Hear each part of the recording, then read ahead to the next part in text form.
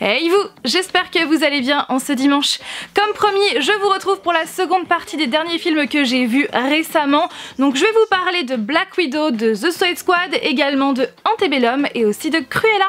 Mais avant, générique.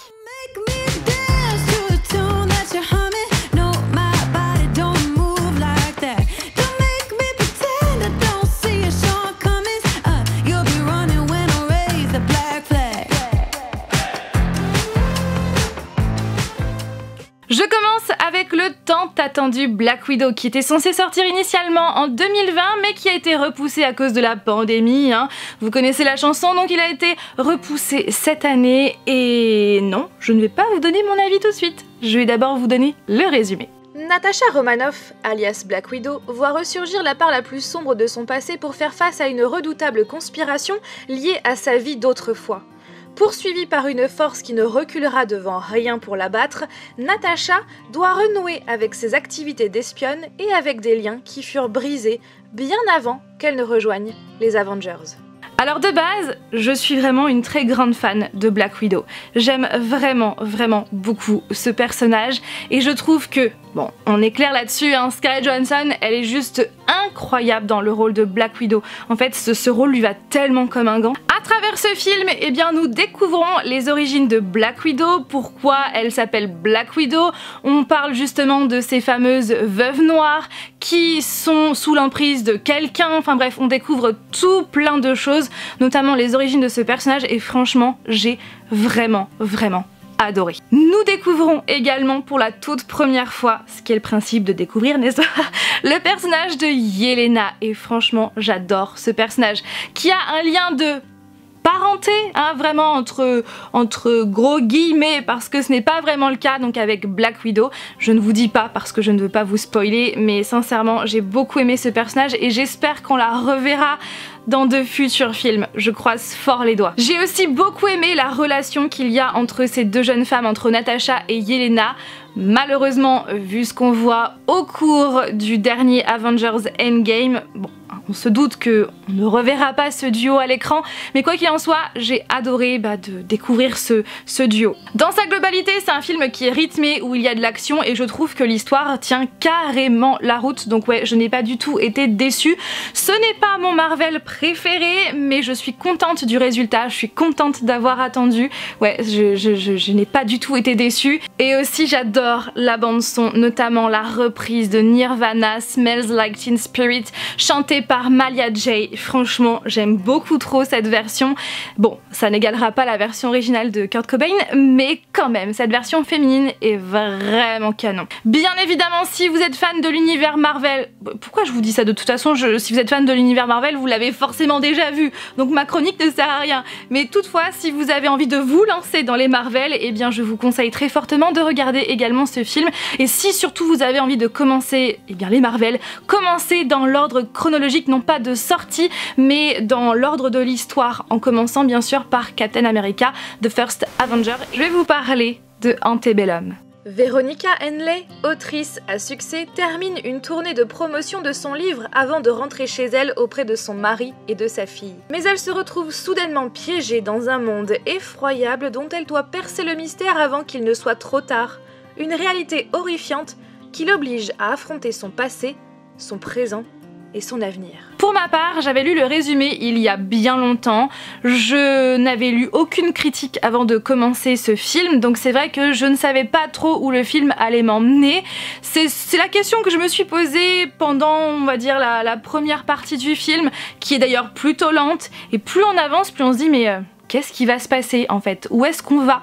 Et surtout, on assiste de façon impuissante à ce que vivent les personnages, à ce que vivent les noirs américains qui sont des esclaves, des blancs, et c'est franchement mais atroce vraiment. Et le pire dans tout ça, c'est de se dire que ça s'est réellement passé. Alors ce film n'est pas inspiré d'une histoire réelle, mais la ségrégation aux États-Unis a réellement existé. Donc ouais, c'est juste atroce. Et à un moment donné, on a un twist dans le film qui nous fait comprendre justement où est-ce qu'on va, qui donne une tournure différente au film, et ça franchement je trouve que c'est une très bonne idée. Après, si vous cherchez un film rythmé, ouais, ce n'est pas un film qui est spécialement rythmé puisqu'il est quand même pas mal lent comme je vous l'ai dit, notamment le début pour bien poser les bases. Donc c'est vrai que c'est dans sa globalité ce n'est pas un film qui est rythmé. Et pour ma part ce n'est pas le meilleur film de la ségrégation, même si il est vraiment très bon comme film.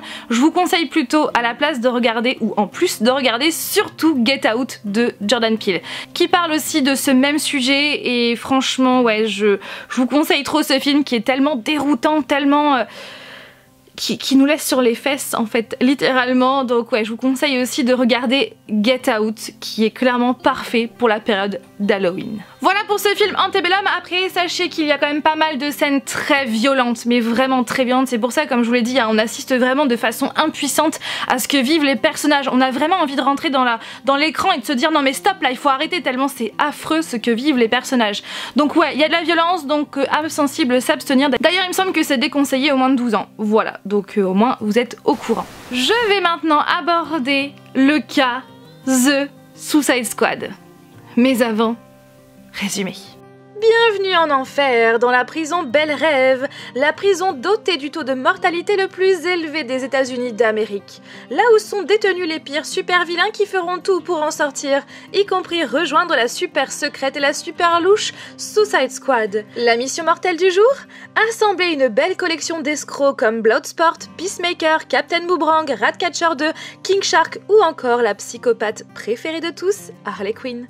Armez-les lourdement et jetez-les littéralement sur l'île lointaine et bourrée d'ennemis de Corto Maltese. Traversant une jungle qui grouille d'adversaires et de guérillos à chaque tournant, l'escouade est lancée dans une mission de recherche et de destruction avec le seul colonel Rick Flag pour les encadrer sur le terrain. Et la technologie du gouvernement dans leurs oreilles afin qu'Amanda Waller puisse suivre le moindre de leurs mouvements. Comme toujours, un faux pas est synonyme de mort, que ce soit des mains de leurs opposants, d'un coéquipier ou de Waller elle-même. Je ne vais pas y aller par 4 chemins, j'ai eu une grosse déception pour ce film. Vous le savez, de base, j'adore Suicide Squad. J'ai adoré le film de 2016, bien qu'en dise la critique très négative. Je sais que beaucoup de gens n'ont pas aimé ce film, mais pour ma part, je l'ai adoré du début jusqu'à la fin, à tel point, voilà, je me suis offert cette veste-là lors de notre premier voyage aux États-Unis. Nous avons même la batte de baseball, on a la figurine du Joker version Jared Leto. Enfin bref, j'aime beaucoup trop ce film. On a aussi plein de pop sur ce film. Et quand j'ai su qu'il y allait avoir ce fameux reboot par James Gunn, c'est vrai que j'avais un petit peu de réticence parce que bien souvent, quand il y a des reboots, quand il y a des remakes aussi, bien souvent je suis un petit peu déçue parce que je préfère souvent les versions originales. Vous voyez ce que je veux dire ? Du coup, c'est vrai que je pense qu'avant de voir ce film, j'ai mis la barre un petit peu trop haute. La bande-annonce est sortie il y a quelques mois, et quand j'ai vu cette bande-annonce qui est quand même remplie d'humour potache, un peu en dessous de la ceinture, un peu beaucoup en dessous de la ceinture, c'est vrai que je me suis dit « Oh là là, qu'est-ce qu'ils ont fait de cette équipe que j'aime tant ?» Sachant qu'en plus de ça, il y a quand même pas mal de personnages qu'on voyait dans le premier film de 2016 qui ne sont pas dans ce reboot de James Gunn. On voit dans les deux, donc il y a Harley Quinn toujours jouée par l'incroyable Margot Robbie, on voit toujours Amanda Waller, il y a toujours Rick Flag et également Captain Boomerang que l'on voit très furtivement. Donc ouais, il y a quand même des personnages qui sont toujours là. Alors si vous voyez ce film The Suicide Squad, vous pouvez très bien soit faire abstraction de celui de 2016, soit vous dire que c'est plus ou moins la suite avec l'équipe qui a été remaniée. Voilà, on n'est pas obligé de faire une abstraction totale du premier, bien évidemment. Le point le plus négatif selon moi, qui m'a le plus saoulé, et encore une fois ça n'engage que moi, on est bien d'accord, c'est l'humour qu'il y a dans ce film. L'humour très vulgaire, pas mal basé en dessous de la ceinture, et puis surtout de l'humour, ouais, potache. Potache, ce qui fait qu'à plusieurs reprises, j'ai levé les yeux au ciel, je me suis dit non mais sincèrement, qu'est-ce qu'ils sont en train de dire? James Gunn, si vous ne le connaissez pas, c'est également le réalisateur des Gardiens de la Galaxie, où il y a également de l'humour. Mais clairement, l'humour dans ces films Gardiens de la Galaxie, ça fonctionne parfaitement bien. J'adore d'ailleurs ces films, j'adore ce groupe, j'adore les joutes verbales, j'adore les dialogues, enfin bref, j'aime trop leur relation. Mais là, chez DC Comics, dans Suicide Squad, dans ce film de 2021, je n'y arrive pas. Je trouve que l'humour est beaucoup trop potache, beaucoup trop vulgaire. Je pense que ça a fonctionné pour pas mal de personnes, je pense que beaucoup de personnes ont adoré ce côté-là de ce film, mais moi, non, ça ne l'a carrément pas fait. Alors que pourtant, en termes d'humour, il y a plein de films qui me font rire, mais là, non, ça ne m'a pas fait rire. Peut-être si au début du film, mais après, je me suis dit, c'est bon. J'ai compris. Il y a aussi pas mal de violence dans ce film, donc voilà, au moins vous êtes prévenus si jamais vous voulez le voir. Pour ma part, ça ne m'a pas spécialement dérangé. Au niveau personnage, j'aime toujours autant Harley Quinn, jouée par la talentueuse Margot Robbie. Franchement, elle joue extrêmement bien Harley Quinn, et toutes les scènes où on voit Harley Quinn, c'est clairement mes préférées, où elle est toute seule notamment à un moment donné, avec toutes ces fleurs derrière elle, à un moment dans une scène de combat et tout. Enfin, j'aime beaucoup trop. Donc là, clairement, ouais, ça fait partie des points positifs, de mes points préférés dans ce film. L'acteur qui joue Rick Flag est toujours autant convaincant. Pareil pour Amanda Waller. Franchement, l'actrice qui joue Amanda Waller est tellement convaincante qu'on a envie de rentrer dans l'écran et lui dire de lui donner nous aussi un coup de boule. King Shark est incroyable au niveau effet visuel, il est extrêmement bien réalisé, mais vraiment. D'ailleurs, pour la petite information, c'est Sylvester Stallone qui a fait la voix de King Shark. Alors après, il ne parle pas énormément, mais voilà pour la petite info, et c'est vrai qu'il est extrêmement bien réalisé. On a aussi Bloodsport, joué bien sûr par Idris Elba.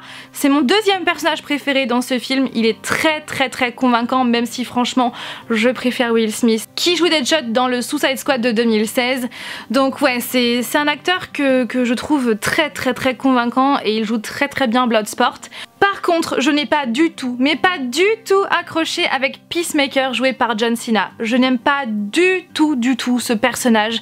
Je sais pas, je trouve qu'il est trop caricatural, il est trop surfait, il est trop en fait, trop. Donc ouais, encore une fois, ce n'est que mon avis. Ce film aussi dans sa globalité est pas mal prévisible, je dirais. Le rythme est plutôt inégal, enfin voilà, c'est... Vous l'avez compris, je n'ai pas réussi à accrocher avec ce film. Mais après, comme je vous l'ai dit, il y a des points positifs. Margot Robbie qui voilà, joue encore extrêmement bien, Idris Elba qui est très convaincant, les effets numériques qui sont extrêmement bien réalisés, la photographie qui est très plaisante aussi à regarder. Voilà pour mon avis pour ce film. Alors je ne vais pas dire que le précédent, celui de 2016, est parfait. Non, mais je l'apprécie, mais tellement plus. C'est dommage en fait, c'est dommage parce que j'aime tellement Suicide Squad, j'aime tellement les comics et le film de 2016 que bah ouais, c'est dommage que je sois déçue. Mais bon, c'est comme ça. Et si on parlait de Cruella? Londres, dans les années 70, en plein mouvement punk rock. Escroc pleine de talent, Estella est résolue à se faire un nom dans le milieu de la mode. Elle se lie alors d'amitié avec deux jeunes vauriens qui apprécient ses compétences d'arnaqueuse et mènent avec eux une existence criminelle dans les rues de Londres. Un jour, ses créations se font remarquer par la baronne von Hellman, une grande figure de la mode, terriblement chic, horriblement snob. Mais la relation va déclencher une série de révélations qui amèneront Estella à se laisser envahir par sa part sombre, au point de donner naissance à l'impitoyable Cruella, une brillante jeune femme assoiffée de mode et de vengeance. De base, je ne suis pas une très grande fan des 101 Dalmatiens. Ce n'est pas mon film d'animation préféré, ce n'est pas mon Disney préféré pour tout vous avouer.